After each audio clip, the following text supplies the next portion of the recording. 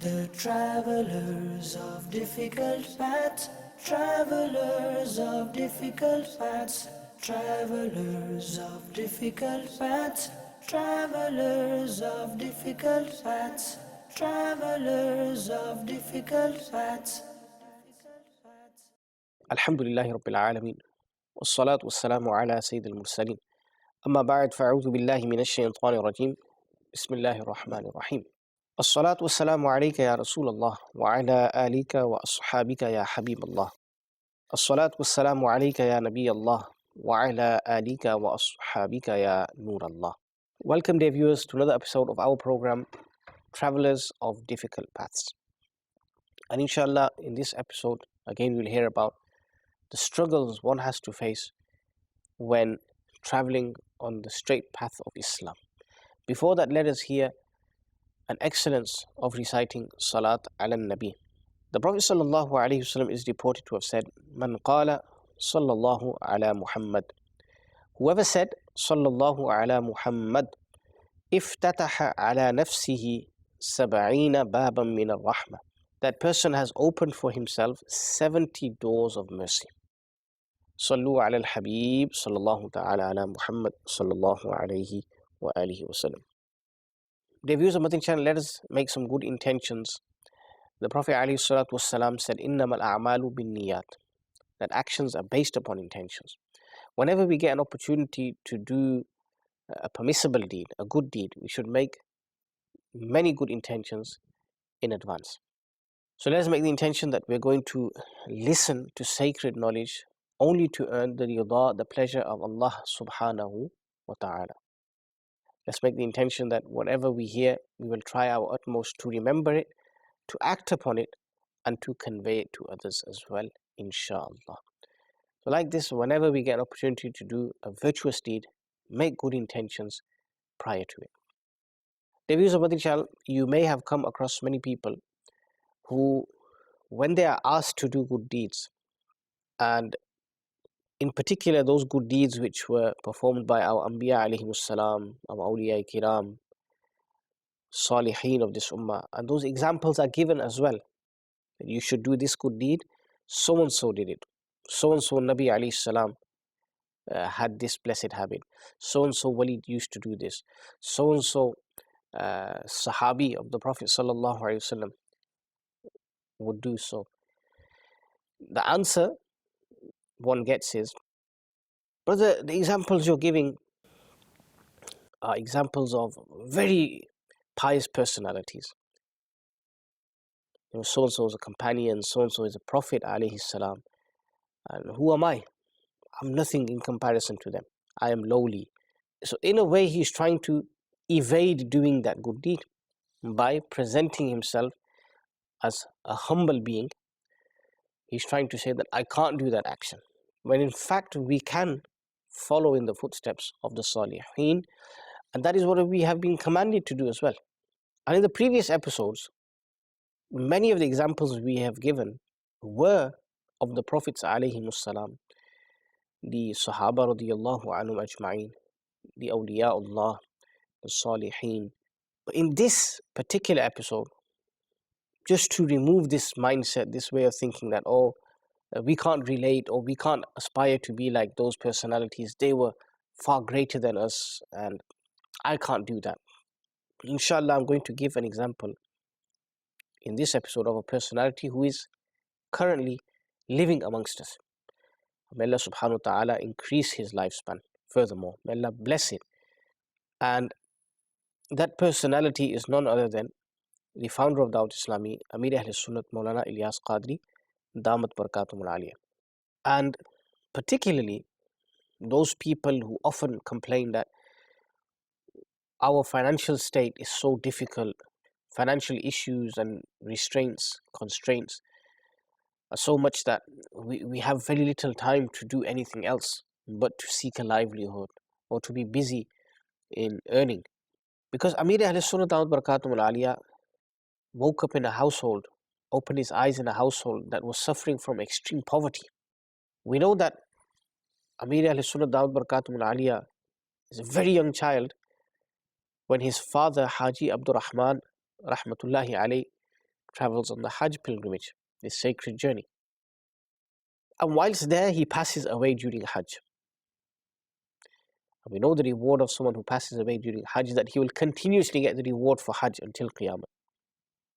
Subhanallah. So, Amir is an orphan, is a child. At this moment in time, his elder brother is doing the running around, putting food on the table, the family expenses, etc. And then what happened? His elder brother passes away as well. Allahu Akbar. So now the burden is on his young shoulders to provide and do everything in the household.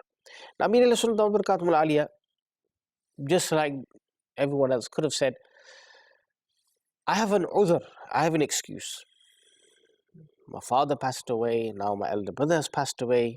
The onus is upon me to ensure that I'm bringing money home, I'm providing. I have my mother, my sisters, I have to look after them. But did he do so? No. Or did he, subhanallah, fulfill both of his duties? He ensured that household matters were being taken care of, and yet he was also giving time for the deen. And the reality is that when you give time for the deen, that's when you gain barakah in your household as well, in your dunyawi actions as well. So, Amir Ilyas Attar began the work of Dawat Islami. And when he did so, his mother passed away. Look at the grief. His father's passed away when he was just a young child. His elder brother passed away, and now his mother has passed away. And when Amir Ilyas Attar began the work of Dawat Islami, the organization wasn't as strong as it is today. And he, Damat Barakatum Aliyah, says that when there was a need to write Fizan Sunnah, the blessings of Sunnah, this world-renowned book, Amir Ilyas would go to various people's homes to write Fizan Sunnah. There was no Fizan Medina.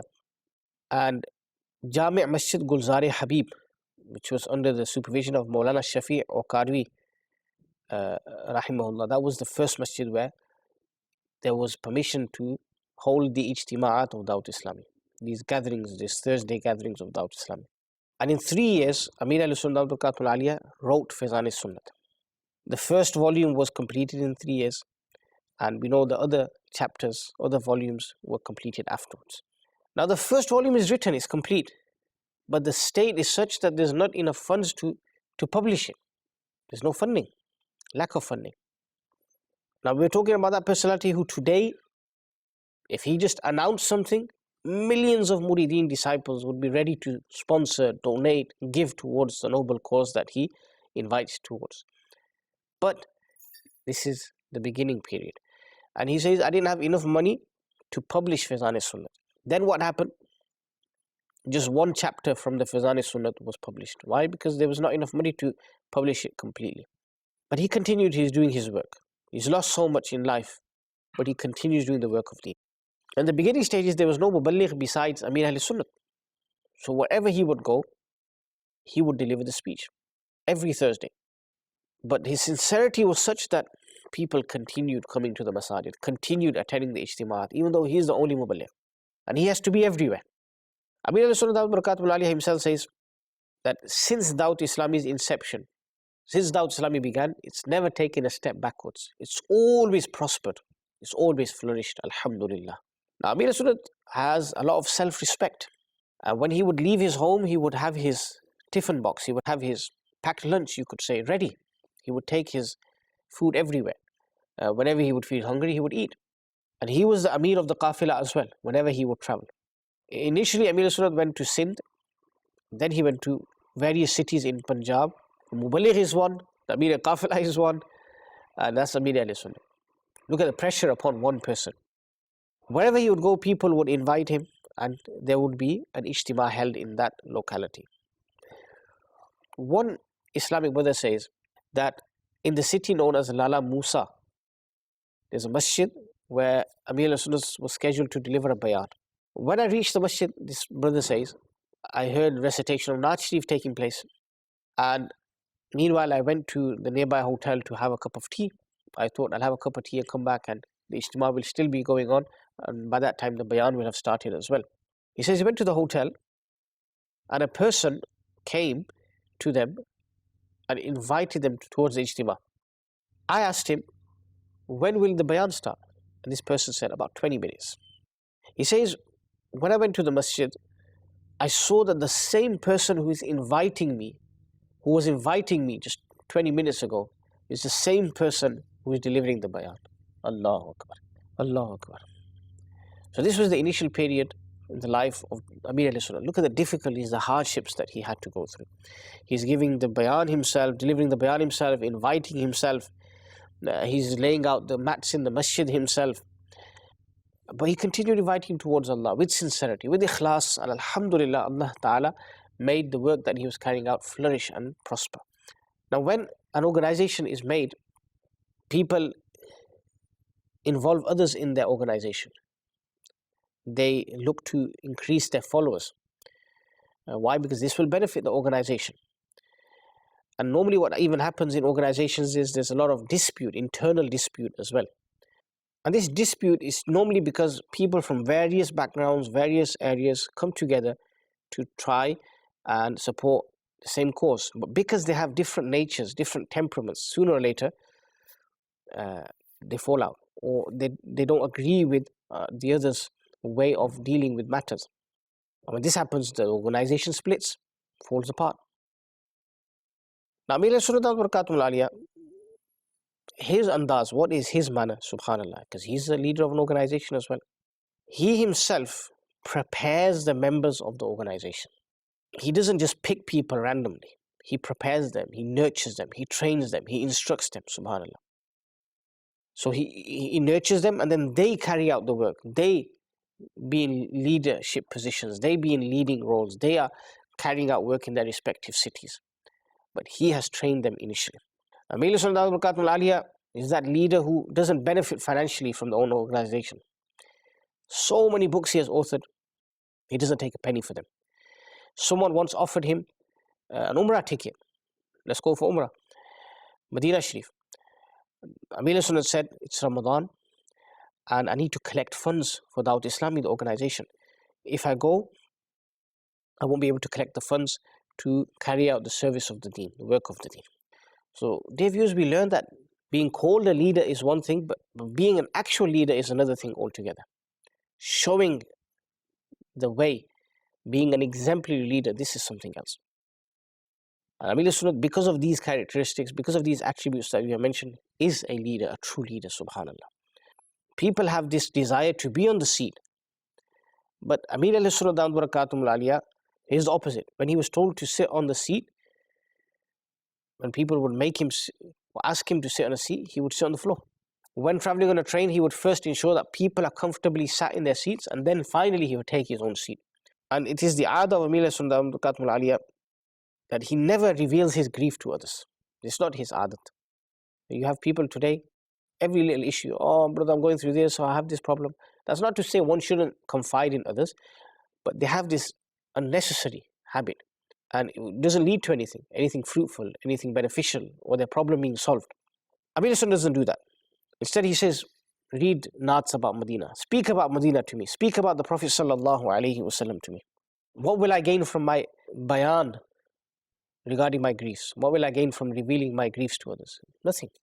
I implore in the court of Allah subhanahu wa ta'ala. This is the way of Amir al-Sunnah. And he beautifully writes in his kalam that Hua jata hai dushman sab zamana ya Rasulullah. Sunao ab kise gham ka fasana ya Rasulullah. मुझे चारों तरफ से दुश्मनों ने घेर रखा है बचाना या रसूलुल्लाह बचाना या रसूलुल्लाह. So he was always thinking about the Prophet alayhi salam, asking for the intercession, the assistance of the Prophet alayhi salam. So these are the role models that we should be following. These are the people that we should be learning about, we should be striving to emulate. May Allah subhanahu wa ta'ala preserve Qibla Amir Ahl Sunnah wa Barakatuh Aliyah for the Ummah of the Prophet sallallahu alayhi wa sallam. And this is a live example today of someone who, subhanallah, is striving to follow the Aslaf. And this excuse that, oh, brother, the examples you gave from 500 years ago, 1,000 years ago, this is a live example, an example from today, a living example of someone in this day and age of fitan and tribulations, is still managing to follow the Sunnah of the Prophet ﷺ, still striving against his nafs, still striving to invite people towards righteousness. Why can't we do it? So let's put aside the excuses. Let's strive for the sake of Allah subhanahu wa ta'ala. And when we receive the blessings and we see the blessings in our life, we will realize that this is the work that we should be involved in. Not overindulgence in the world, not over-involvement in the world, but this is the work that we should be involved in day and night, spreading the deen of Islam, so that in the akhirah, in the hereafter, we have stored for ourselves a great amount of reward, inshallah. May Allah subhanahu wa ta'ala, for the sake of Amir Ahlus Sunnah wal Jama'ah, grant us istiqamat upon deen and grant us the ability to always follow the righteous. Ameen. Bijahin Nabil Ameen. Sallallahu alayhi wa alihi wa sallam. The travelers of difficult paths, travelers of difficult paths, travelers of difficult paths, travelers of difficult paths, travelers of difficult paths.